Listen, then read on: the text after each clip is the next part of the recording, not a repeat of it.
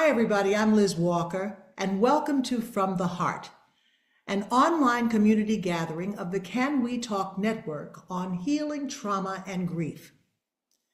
All week long, we're going to look at some of the best conversations we've had this year on From the Heart, and today we take a second look at loneliness. A recent report by the Surgeon General cited loneliness as epidemic in this country. So what can we do about it? Well, I put that question to Colleen Sharka. Colleen is the clinical director and the head of our education program at Can We Talk. Take a look. Hi, Colleen. Hi, Liz. It's good to see you. It's good to see you. Let's get right to these questions because the most important thing we're going to do tonight, we hope, is get people to talk with us directly from the community. How do you, first of all, how do you define? Well, I'm glad to see you. I should do a lot of kudos, first of all. You are a wonderful woman, as busy as you are, to have time to come on our stream tonight. But how do you define loneliness? Because I think there are probably all kinds of different definitions. Yeah. I mean, I personally, before you started bringing this up to me, always thought, well, it's being lonely, right? Because it seems like we don't really all have a working definition. But as I looked into it, I was stunned to see it was as I suspected, but I didn't think that what I was thinking was correct. And it's that people really need to make their own definition of it, in the sense, what I mean is that loneliness is something that you are perceiving. You know, it's a state of being. So what a same situation two people go through, one may never feel lonely and the other one does. So it's much more about the person perceiving that they're lonely. And they can do that even when they're in a crowded room, even when they're with family and friends, they can still feel lonely.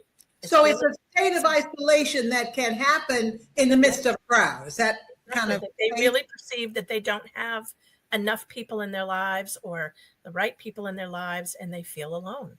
How does that differ from solitude?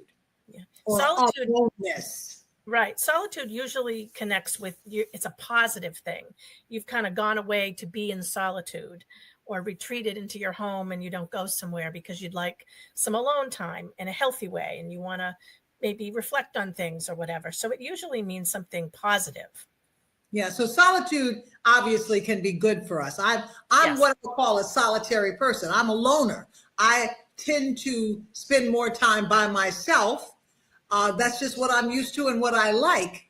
Yep. But I too sometimes, and this is kind of an interesting thing to me, I too can be lonely. So it really is a state. Yes. That can be brought on. Connect loneliness and trauma for us. Yeah. So there's three major impacts of trauma. The first one is that you don't feel safe. And when you don't feel safe from something that's happened to you that's traumatic, you start to not trust people. So then that leads to the next impact, which is disconnection. There's actually disconnection in trauma. It's not just in your body. It's also that you are feeling disconnected from everyone around you. And that is a normal reaction to trauma. But the problem becomes, as I'm realizing now, that if your state of disconnection particularly affects you in deep ways, it can then become a state of loneliness. It goes on and on and on. And then one thing I found that is brand new, I always love to learn new things, as you know, is that what can happen is if you're in a state of loneliness for too long, that's when it starts to impact your health, and not just your mental health that Vivek Murphy was talking about.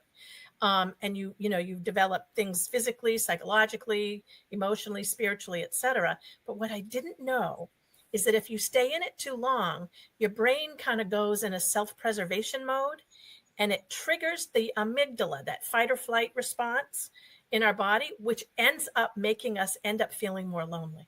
Wow. Because we won't read the social cues in people. We will think people are more dangerous. And it's like a spiraling down. So that's why I think it's become like an epidemic. We can talk to some people who have gone through trauma and they become so isolated. This is just what you just said, that they don't want to be around people, but they want to be around people at the same time. It's kind of a paradox. Yes. You know what I mean? Yeah. Because they feel the loss, of connection, Yep. but then they don't want to cross over and make connection. What's Right. that? I think that's the spiritual issue around it, because we are here, and I mean spiritual, not religious when I say this, that we are here to connect as humans. Our whole being is wired for connection, and we want to belong. So if we perceive, and I'm going to keep using that word perceive, that we are not connecting and we are not belonging, then that's what causes this eventually. I was looking at the CDC, says there's 3 types of loneliness. One is transient, meaning it's going to come and go, and that's normal. The second is that it's more, what was the exact word I had here? I want to make sure I find the exact word. It was more situational. That's what it was. It's something, somebody's died, something's happened, you've had to move. Obviously, there's a reason. But the third is chronic, where you don't leave that state, and that's where you start to develop that anxiety and especially depression. I was reading Murthy's book that he wrote on loneliness when he was the Surgeon General, and surprisingly, because we tend to think of loneliness as an old people disease, right? As you grow older, you Yes. lose your friends die, life has changed, but that surprisingly a lot of young people suffer from loneliness in an epidemic way in the midst of social media, which is so bizarre to me, because social media is supposed to connect us. Yes. So it's funny. When I was thinking about that, I'm going to, of course, say that social media can have the tendency to divide us and make us feel more lonely than it does connect, because we read something, we're not there, they ignored us, or they did it without us, or whatever, increases it. But, I think it's more this. I've never met anyone in my life or in my work as a therapist or anything I've done where somebody doesn't have some core wound from somebody. Something either in their childhood, a parent, a betrayal, the way they were treated at a job, bullying. I don't care what it is. And I'm not talking trauma. I'm just talking a wound from relationships, right? And part of that, you talk to that person long enough and you'll hear that I don't feel worthy. I don't feel good enough. Somewhere you'll feel something not good enough.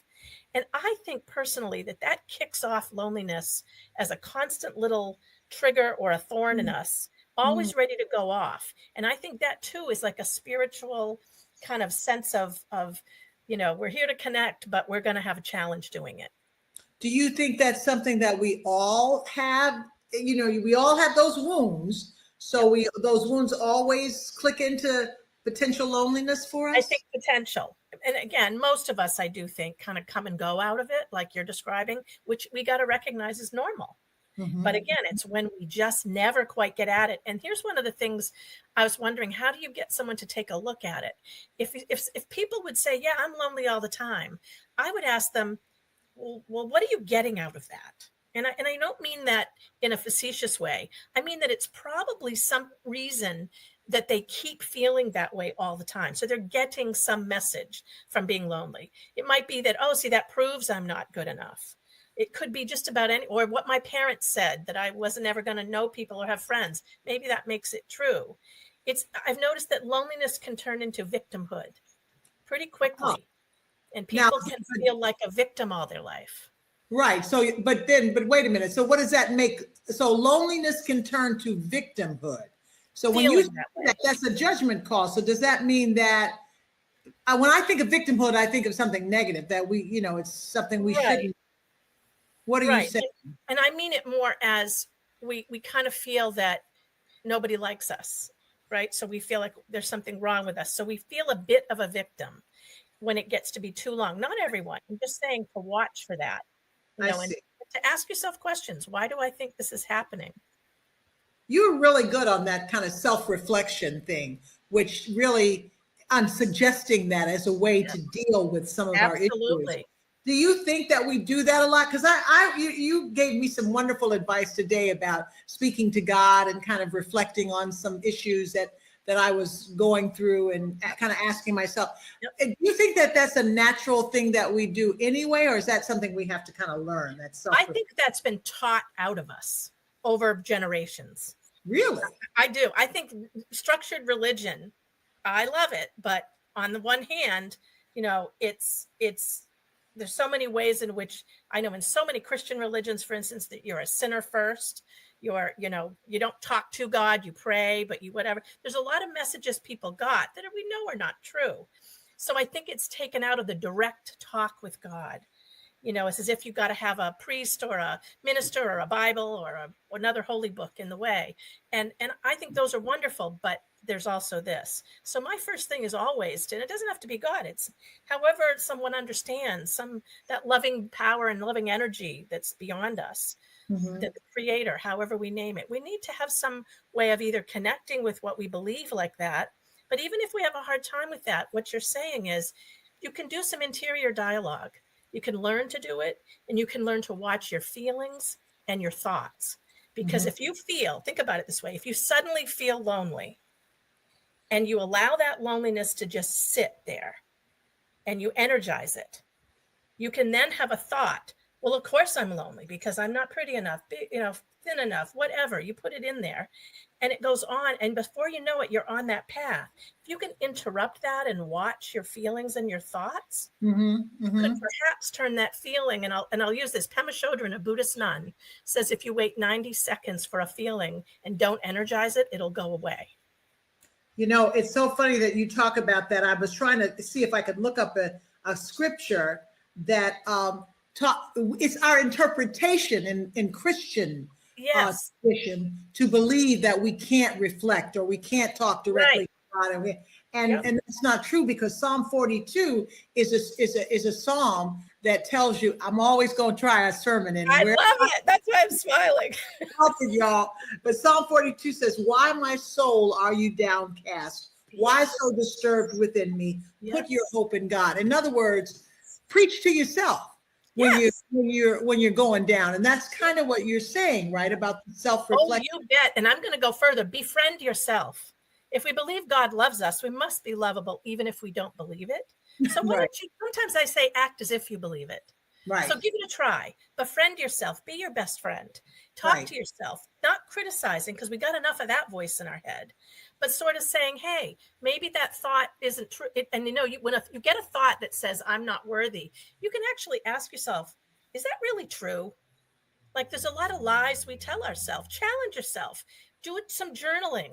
Kind of have a dialogue with yourself and see if there's something you can learn that can help you break through when you're into a cycle that's not helping you, especially about being lonely. Right. So this loneliness, this loneliness that we feel might be tended to when we can begin to kind of reflect on the reason that we're feeling this way. If this is situational, or is this a pattern, or is this something that that's been there all the time. So that's one step right there. It is. Oh, I think that's one of the biggest things. And it's funny, you're starting to get at what a strategy for addressing this is. I'm going to say my thing. I reflected on this topic by myself, with myself. And the first thing I said, if you're going to say one thing, love is the answer. Because we are not loving ourselves by telling ourselves we're not worthy, or we're not this, or we're not that, which helps us to feel more lonely. And, you can go off in a whole bunch of things saying, oh, that's they're so wrong because they're doing this to me, or they're so wrong. We have a lot of wounds and we have a lot of right to feel that way. And, we can keep doing it. But where does that get us? What about if you turn it around and say, well, regardless of how they're behaving, I'm going to choose my own response. I'm just going to start loving people more. I'm going to start being curious to them. Even if I think they're not being good to me, I'm just going to respond with love everywhere I go. So some of the things that you have to do to kind of tend to your loneliness or work with it or learn to cope is the inner stuff. That's the inner conversation that you're talking about. But certainly we know there's lots of outer things you can do, or some physical things you can do, and social things you can do. But and I want to get there, and we also want to hear from anyone. We hope you're out there, and we want to hear from you. But I read something, Colleen, that said children who are traumatized, and I'm talking about psychological trauma, tend to go through more loneliness as an adult. And I think you kind of touched on this. When you're carrying those wounds, see if they haven't been tended to, right? Right. It's unattended trauma, untended trauma. And then if they've been a child, they probably likely got more wounds along the way. And that's when you get into what we call chronic and complex trauma, where there's a bunch of reasons and events that have happened to you, and they just keep piling on. Right, right, right. So when trauma is severe to that extent, Yes. and sometimes we see people who come to us and Can We Talk who are suffering from severe trauma, who really do maybe need one-on-one counseling. Definitely. How difficult is it to get out of that kind of loneliness? Yeah. Well, I think that's the perfect thing to make sure I get to say. All these other things I've said are great suggestions, but we also know that sometimes what has happened to people, not what's wrong with them, but what's happened to them over their lifetime has led them to have such chronic and complex trauma that we just said, and we've seen them at Can We Talk before, that they've shut down. They're having also a normal response to the level of what they've gone through, and they might have had so much loneliness throughout that, it's become even more triggering, right? And causing more trauma. So what we've witnessed, and I'd say we've learned this together, is by going and doing, not just the one-on-one is great for therapy, but an additional thing is to join some kind of group or attend some kind of group setting where you're actually with other people. And that's a step in the right direction to be around others that might become people that can connect with you. And we've seen that happen to people who have been so alone and find connection at Can We Talk over time, a community setting. Deborah Fitzpatrick and I were in Nashville, Tennessee this week at a wonderful time on Vanderbilt University's campus with the St. Augustine's, which is the Episcopal church there. And one of the questions the woman asked, one of the people asked, because they were very interested in the work we're doing, was why does being in a group make the difference? Why does talking about our pain to lots of people, and you just kind of began that conversation, you began to answer that. Could you tell us some other reasons why you think that speaking about something very intimate, something very hurtful in a public kind of arena would actually help us? Yeah, I think it goes back to, you've heard me say this a million times, but I believe it to my core. It's a spiritual answer. And it's what Brene Brown found in her sociological research, that it turns out, again, she interviewed so many people. This is the same thing she found out, that when you're vulnerable, and that's what we're feeling when we're lonely and we're traumatized, right? We are absolutely vulnerable. So when we were with other people who are vulnerable and we either share or listen to them, doesn't matter, either or both, we are meeting in vulnerability. And when we do that, she found that it's also the birthplace. When you do that, meet in vulnerability, it's also the birthplace of more love, belonging, and connection. So I will tell people till I die that the biggest surprise and shock and amazement at Can We Talk and where people are vulnerable and share is that vulnerability is a meeting place for connection. Because we are stripped down. In fact, we are united. The feeling of vulnerability we all share. So then for some reason that allows us to feel connection more. Wow. Well, I definitely want to talk more about the solution, but let's get back to the problem just a bit. Yes. I started off by saying we are in an epidemic of loneliness in America. That's what Vivek Murthy said. That's what many psychologists say. Do you, from what you see as a licensed clinical mental health provider, do you see that too, this kind of epidemic sense of loneliness? Yes. And I found in a study that there's actually a graph that shows since the 1800s, there's a straight line up. People are reporting loneliness more. So why? Now, I'm not sure how they reported it much in the 1800s, but they measured something about loneliness that it has gone up so incredibly, especially in the last 50 years. And so I guess the biggest question is, there's a lot of whys, but I think it's several things for me.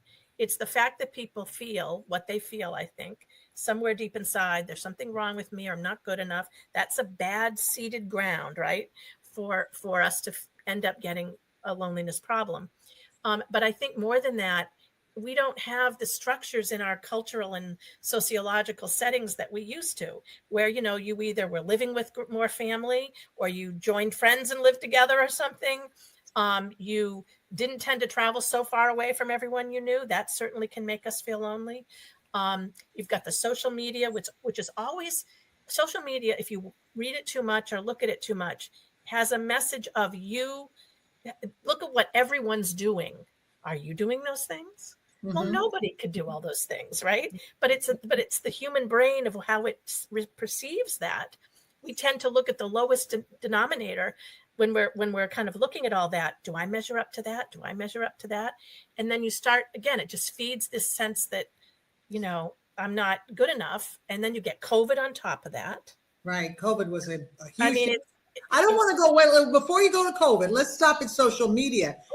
I've gone to kids, and now this is one of my pet peeves, and it will be in the same room, but don't talk to each other because they would rather text each other. Yes. So this whole notion that you're using this machine, do you think there's a potential? And now we've got AI, so absolutely, there's so many things that seem to me. That's going to make us lonelier. Yeah. If we're wired to connect and we must do it to be as healthy as we'd like to be, then the more barriers we put in of going on a machine and not being in person, I think I think remote work is wonderful because we were working too much away from the house, but to go to no working in a workplace, you know, takes away chances of meeting people to get married, takes away chances of making friends, takes away, I mean, think of all the people that met their family, future family, friends, etc. You know, we'd be great if we balanced it a little more, I think. Absolutely. All of it, everything in balance. Social media is not all bad. We just need to balance it. We need to balance it. And then you got into COVID. And I think it'll be generations before we really understand the impact, the bad impact of COVID. It's going to take a long time. We think we know how COVID hurt us, but I'm not sure. No. So COVID certainly increased our loneliness, correct? Yeah, especially for children. That every teacher will tell you, I hear it all the time, the social and emotional development of the children in their grade, where they should be, they're not there. The development is behind. And then again, what does that feel like? And then if you feel like you're not as good as anybody else, or you feel people might not like you, it just churns up the disconnection, and people are not, you know, getting more opportunities to connect. They're getting less. So how are we going to start changing that for our kids, do you think? Yeah, do you have you're my guru. No, not that I have all these answers. I think everybody on the call has them. What do you start with ourselves? You know, we've got to start with ourselves, get ourselves in the good balance, and if you're not connecting with enough people, put yourself out there physically somewhere in a group or join a club or whatever. Those are so important. And our children will watch us doing that. We need to encourage them. You know, we can do it. We just have to pay attention. One of the ironies for me is that my connection with Can We Talk now, we have a Can We Talk here in Sarasota, and I'm working on that, but I'm doing a lot of traveling with the book, and I'm doing a lot of moving around. So my connection is more social media, more online than it is in person. And I think, you know, you and I had a long conversation today, and I'm not trying to work out my personal issues on this program, but I've been thinking about it. I think some of it is the disconnection for me, not being in person with someone that can kind of throw me. And I'm so excited when I see human beings, because I spend, you know, so much time on it. But I want to continue to talk about the kind of things that you think will help us reconnect. I read an article not long ago that it says longevity, and they're doing studies on super agers, and those are people who are in their 90s and doing really well, who are in their 90s and not hospitalized, who are, you know, basically healthy at 90. And one of the things that you just touched on is their social life. Yeah. These are people who are absolutely active in clubs and in their neighborhood. So that social thing is huge. Yes, it is. So that social community. Yeah. So and what? I was going to say, that's so perfect that you're bringing that up, because if we're only going to join something by going to somebody else's thing to join, a lot of people can't do that. You got to also bring up capacity here. Sometimes people don't have the capacity to do a lot of things we're saying. So one of the things I like to think about is, stay with the capacity you have. And if you can start a group you'd like to belong to, and I know that sounds weird, but if somebody just invites one person they know, or they want to take a chance on one and get a third, just even 3 people make 2 people, you don't call it a group, but 3, you start to call it a group. And I think, if that's on your heart and mind, it's got to take courage. I think, and I want to bring this in, the serenity prayer that is said at all these AA wonderful 12-step programs. I've been thinking about how that connects with this. And this is the way it goes for people that don't know it. God, and you can put the word divine in there, creator or love, grant me the serenity to accept the things I cannot change. That's the first part. So think about that. Things I cannot change, courage to change the things I can, and the wisdom to know the difference. Right. It applies here, because if we keep focusing, a lot of times when I am with people who are dealing with loneliness in a therapy session, they're always focused on what's being done to them that makes them feel lonely. And they have right to that feeling. But if you've got to reframe and help people to get to, okay, is there anything in there that you can't change that you're talking about? And 9 times out of 10, they'll say, yeah, all of it I can't change. So maybe that's the issue, not so much the loneliness as accepting what you can't change. Then go to the next one. What's the courage? It's going to take courage to try to go join a group, or just don't even have to join. The thing about Can We Talk, and we want to make sure people on the call know this, you show up at a Can We Talk. You don't tell us you're coming. You don't sign up. You can actually come in that room, have some food, sit down, and never talk to a soul, and just get something out of listening and being with people as a first step. That's the courage, right? And the third thing is the wisdom to know the difference. So if you just remember, what can I change and what do I need to accept? That's a big difference. And I want us to get back to that on the other side before we close out, because I think that's a good thing to remember, the serenity prayer. But right now, why don't we open it up to see who's out there? We know we've got some callers who are part of our Can We Talk community. Yes. So Micah, if you'll show us that's the slide that gives us our question so that people understand exactly what our question is tonight. We're asking that you share an experience when you felt disconnected from others. And then I'm going to put the second part of that is, and tell us if you worked it out or how you worked it out. And all you have to do to talk to us, and this is what Micah told me, is you can join our caller list by putting our caller link into your browser. That's tiny.cc/callrevliz. You can just go to tiny.cc/callrevliz. I'm going to say it one more time, tiny.cc/callrevliz. So we have some people on who have joined us from our community to share an experience when they felt disconnected, and then to tell us how they got out of that if they want to. So I'm not going to call any names. We're going to keep this anonymous. So you're going to hear voices and not see faces, but only because we want to respect and honor your story. So our first caller is there, I think. Hey, Reverend Liz, how you doing? Hi. I'm not even going to call your name, but because I'm trying to learn how to keep you anonymous. But thank you so much for joining us. Can you share an experience when you felt disconnected? Tell us a little of your story. Listening to both you and Colleen talk about it, it's hard not to get emotional when you kind of hear your own story being played out, and how, I come from a really small place, a biracial child in a dysfunctional home full of a lot of domestic violence, and dealt with a lot of poverty in the 1980s, when it wasn't really cool to be in poverty. And so I grew up, one, not trusting people, and one, not wanting people to know the kind of place that I come from. and building these emotional walls. And my emotional walls look, it might be, you know, a stone face or anger or what's the word I'm looking for? Sarcasm. So, and I can really relate because I enjoy my solitude. I don't really feel lonely until I'm in a room full of people.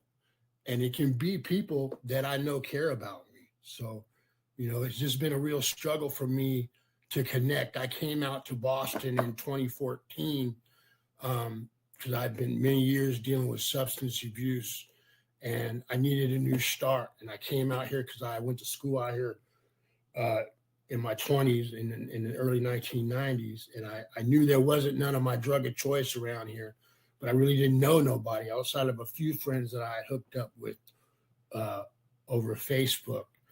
And living in the shelter system, being homeless, a lot of isolation, a lot of disconnection. And I think maybe because I became, that's when I started seeking sobriety.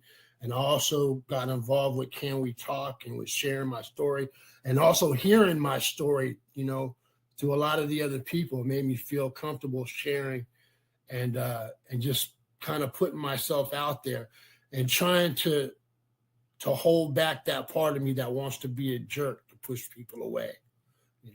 That's how I deal with, that's how I isolate myself, is by pushing people away. And just being involved in Can We Talk has been, a godsend. You guys have been a family. I'm 3,000 miles away from home, and you guys have been a family to me. So I know I asked 3 minutes. So thank you. No, that's amazing. Thank you so much. On Can We Talk, we don't respond. I had a question, but I'm not going to ask you because I want to keep this as close to Can We Talk when we meet. But thank you. What courage it takes to be so vulnerable and sharing with us. And Micah, can I quickly just get Colleen back on? Because I did want to respond to that caller's one statement. If you could put Colleen on, and I can see if I can ask her this question. And Colleen, did you pay attention when this caller said, I'm used to being alone, and I actually feel lonely when I'm in a room? Mm-hmm. That touched me so deeply because I have that same thing sometimes. Yep. So how do we, but he said that Can We Talk helps. So what would you suggest if I'm going through that kind of thing? Right. In fact, that was a perfect example of what the definition is of loneliness. It's your perception, right? So we can be in a crowded room and feel it. And we need first to honor that, right, in ourselves. Because we all do feel that. I don't think there's anyone that hasn't felt that sometimes. And, we have to honor that we feel it. And that's my first thing, is to say, do the best you can not to judge yourself and to only respond to yourself with self-compassion when you feel that way. Because like we all know it, Can We Talk? To feel like that, there's a reason. It's a reason of things that have happened to you. Yeah. So it needs to be honored. That's the first step. That's what I'll say. Thank you. Because that really opened something up for me. And what you just said, Colleen, is so important. It's like naming the pain. It is. Understanding what's going on inside you. So let's go on to another experience. Again, the question we're at, if you could share an experience when you felt disconnected from others. I think we have another caller on now from our community. I'm not going to call your name, but I'm going to say welcome and just tell us your story. So good evening, Reverend Liz and Colleen. When I felt the most disconnected was after a loss, and it was very dark. It was very scary. And I just felt like I wasn't handling grief very well. I wasn't handling the loss very well. And so I found myself constantly by myself. There were people that was coming around and trying to support me, but I didn't want to be around them. And I think the reason why, I just feel like I felt so ugly because I was in so much pain and I couldn't see myself for who I was. And so I felt like the pain was really taking control of my body and my mind. So for me, it was just the point of hiding out and not letting people see me in that despair and in that way. I went through a lot of feelings of just feeling like I was going crazy. And it was really hard to convince myself that I wasn't, but it was just the feeling that I was feeling when I was disconnected. And also I felt like, you can be disconnected from people, but you can also be disconnected from yourself. And so I felt like, once again, I could look at myself in the mirror, but I wasn't seeing myself. I was seeing just the pain and all the things that I had went through. So it's really lonely. It was really challenging. It was really hard. And today I can say I'm in better space because of reaching out and participating in programs. But sometimes it still shows up. Once again, like, you can be around so many people and you still feel that lostness and loneliness and just wondering what other people are feeling or how they're looking at you. And, just it's a lot of things go through your mind. So for me, your mind's really in control of everything that you're going through. And it's a really hard fight and it's very dark. And I just pray that I can keep going on my journey and hoping that this podcast or this showing tonight will help other people see that even though it is really, really dark, there is light. There is light. And it just takes some time, and it just takes some self-convincing and some self-work, because at the end of the day, no matter who comes around, it's internally what you have to do for yourself to get better. So thank you so much for letting me share. Oh, no, thank you for sharing, because this is really helpful to all of us. And the idea, especially that you said it still shows up. And again, I'm going to ask you, Michael, we didn't plan it this way, but if you don't mind, I want to go to our expert, because the idea of fixing stuff is something I want to make sure that people know. One of the things that we don't do at Can We Talk, we don't promise to fix anything. And I think that sometimes, Colleen, in our culture, we believe in quick fixes. We think that things can just, okay, if you take this pill, you never be lonely again. Or if you read this book, what are some of your thoughts about fixing and not fixing? Yeah. Fixing is the worst word ever applied to human beings, right? In terms of their recovery. Nothing can be fixed. It's all a journey, right?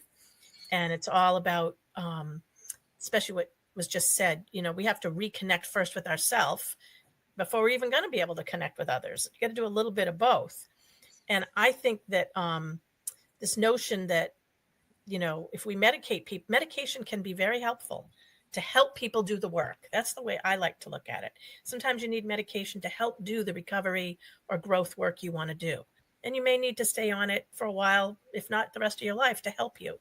But the notion of medicating our problems is never good. It might dull them, but it's never going to actually help it. And the last thing I'll say is that our tendency to do that is the whole notion of trying to jump from what happened that was awful to get to a new day without going through the in-between time.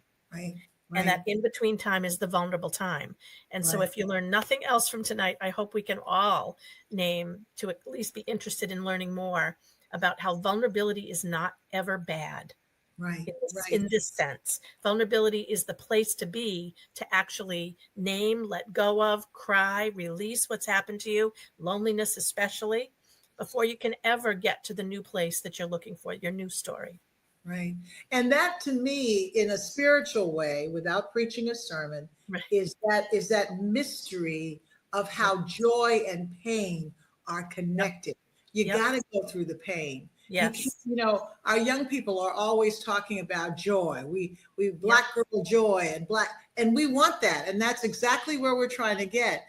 But to think that we can get there automatically, or to think that you can get there despite the pain, it may take a little bit more work. I mean, maybe you can. Maybe joy and pain are connected so closely that you could carry them both. But I don't think you can deny the pain. I guess that's what I'm trying to say. That's really it. Yeah. This has been really helpful. I feel like I'm learning some things tonight. So I'm learning from everything we've been saying already.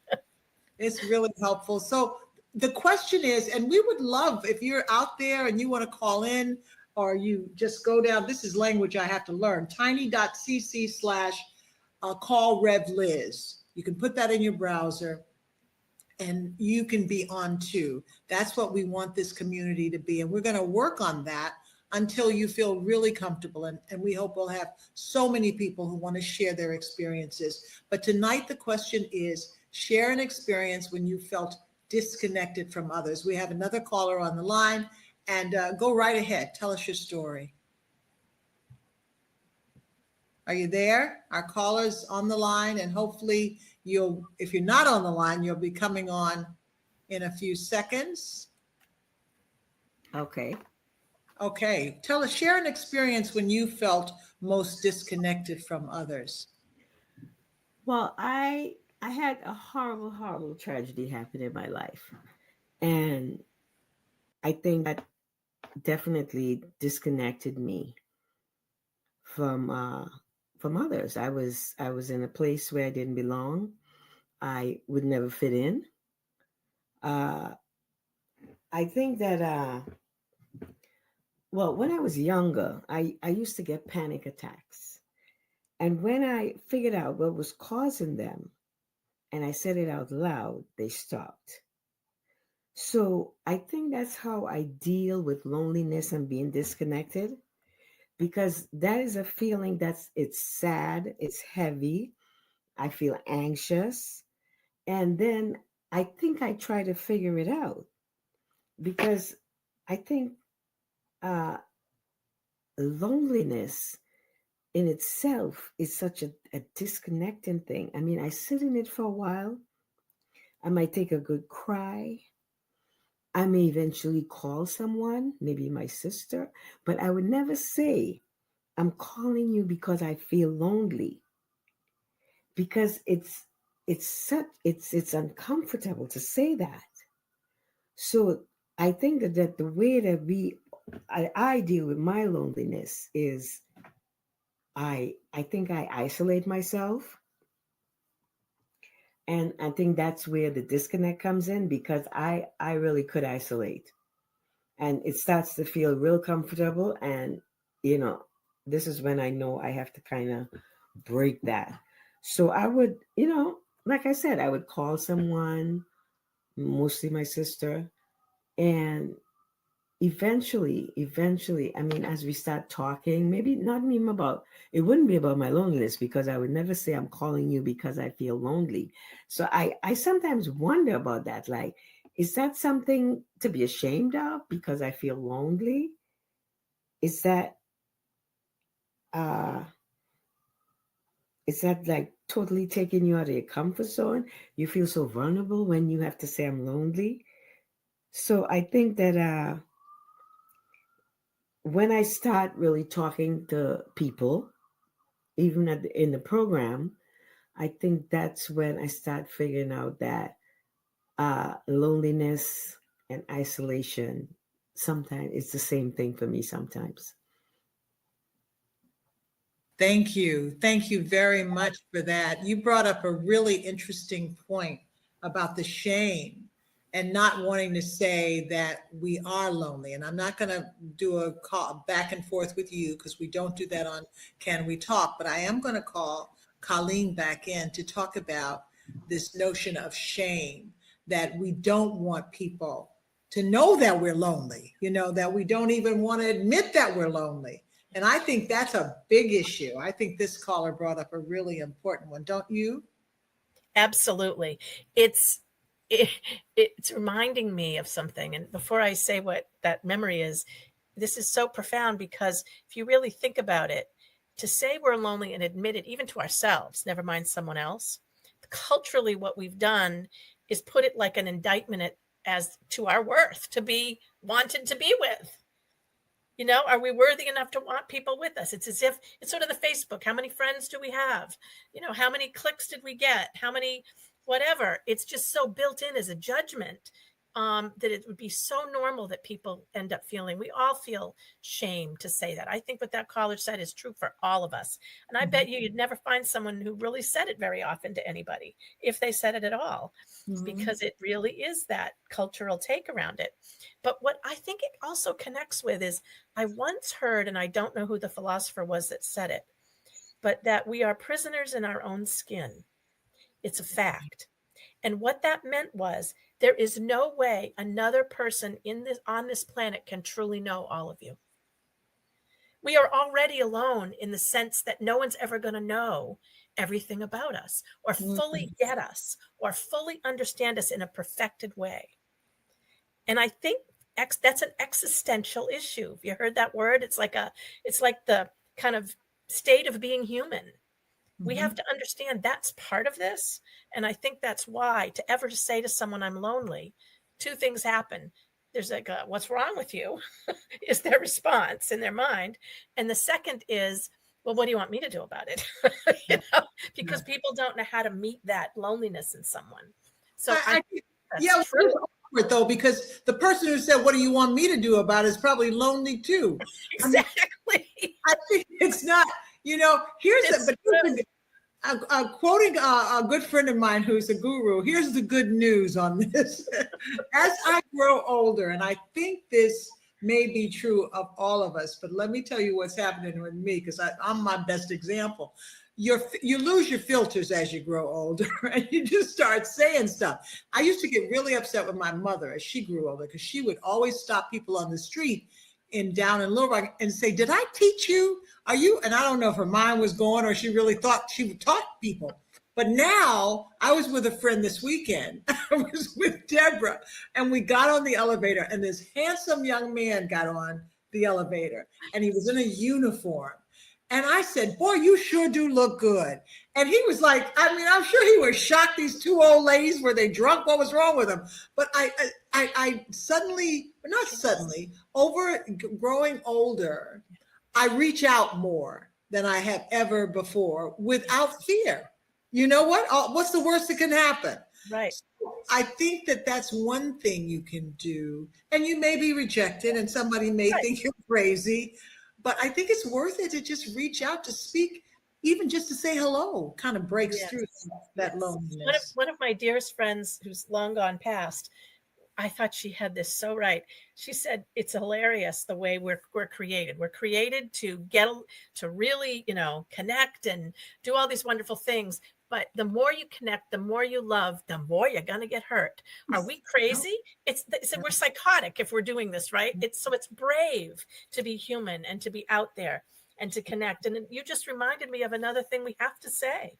As we get older, then we start losing people. From doesn't mean just from something traumatic, but just from dying. Our parents go, our friends go. And if you live long enough, you might damn well be alone from everyone you knew. We have to admit that's part of this. Yeah. And we don't have a culture that helps us navigate that. No, but one way to navigate it is to knowing that is inevitable, is to reach out to the people that you know and love. Yeah. And whether you say I'm lonely or don't say I'm lonely, reach out, connect. And tonight, Colleen, this has been such a special connection. Wonderful with you to talk about this. So thank you so much for bringing your expertise. And most importantly, thank you for bringing. Thanks for asking. No, thank you for bringing your heart. We thank our three callers from our community who will remain anonymous, only because that's the way we like to do Can We Talk. And we certainly hope that you will join us. We'll be here again next Tuesday. Colleen's going to come back sometime soon and join me. We'll have another topic.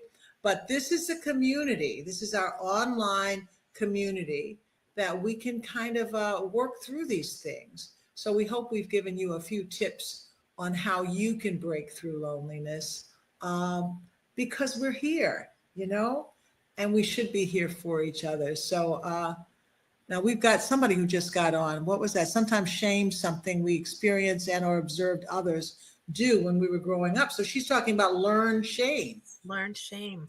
Yeah. That's so we know. Point.